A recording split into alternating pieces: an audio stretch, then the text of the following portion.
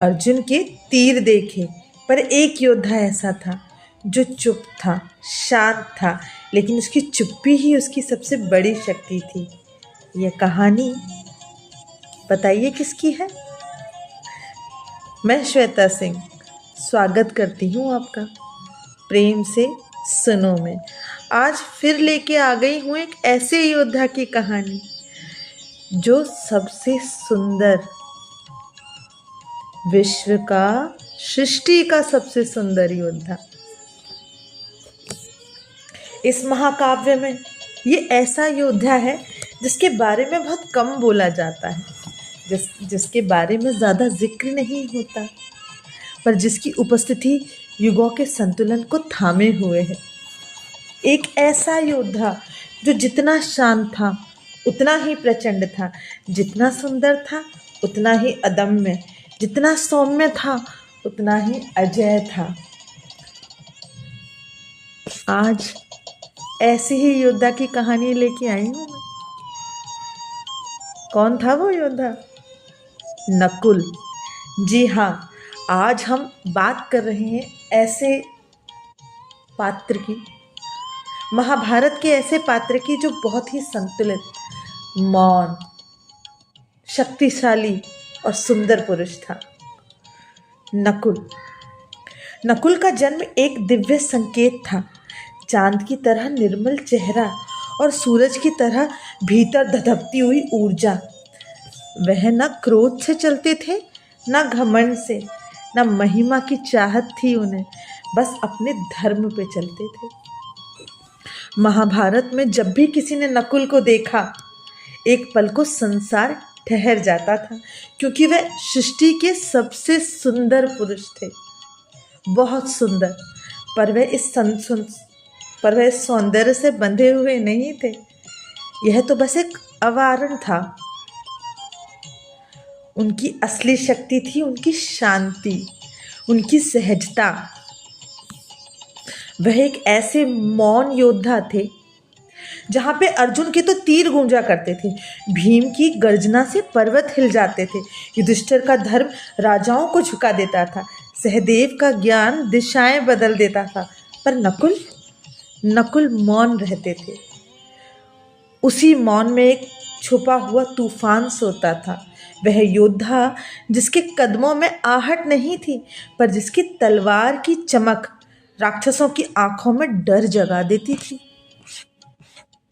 तलवारधारी नकुल के शरीर में दौड़ता था अश्विनी कुमारों का दिव्य रक्त।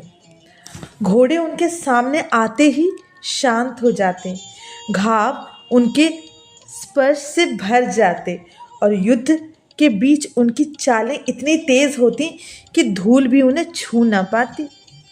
नकुल घोड़ा नहीं चलाते थे, घोड़े उनसे संवाद करते थे, जैसे बस उनके एक इशारे के लिए जीते हों। ऐसा लगता था मानो हर अश्व हवा को चीरते हुए नहीं, स्वर्ग का मार काटते हुए दौड़ रहे हों।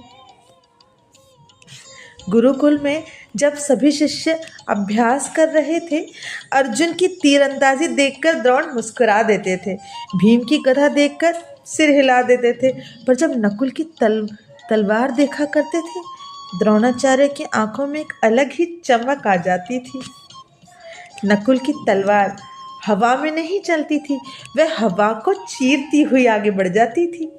वह लक्ष्य को नहीं काटती थी, वह समय को विभाजित कर देती थी। द्रोण ने कहा, नकुल तुम सौंदर्य नहीं हो, तुम संयम के राजकुमार हो और परम शक्तिशाली हो। उस युग में हर किसी को बोलना था।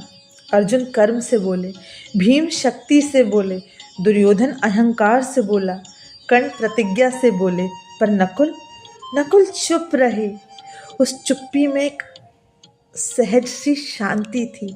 उनकी चुप्पी ही उनका अस्त्र था, उनकी शांति उनकी ताकत थी।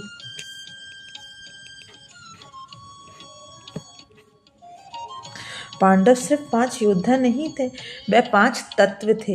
यदि एक कमजोर पड़ता था तो संपूर्ण संतुलन टूट जाता था। अर्जुन वायु, भीम अग्नि, युधिष्ठिर धरती, सहदेव आकाश और नकुल जल थे, शांत, गहराई लिए हुए और किसी भी रूप में ढल जाने वाले। उन्हीं की वजह से वनवास सहने लायक बना, यात्राएं संभव हुई और पांडवों की आत्मा संतुलित रही, क्योंकि एक समझदार योद्धा, एक समझदार व्यक्ति जो उनके बीच में था। सुंदरता तो सृष्टि का उपहार थी, पर अनुशासन नकुल का चुनाव था। सुबह सूरज उगने से पहले अभ्यास, घोड़ों की सेवा, राजधर्म निभाना, चिकित्सा, रणनीति, नकुल का हर दिन एक तपस्या थी, एक अग्नि परीक्षा। पूरी कथा सुनने के लिए डिस्क्रिप्शन बॉक्स में दिए गए लिंक को क्लिक करें। राम राम सभी को।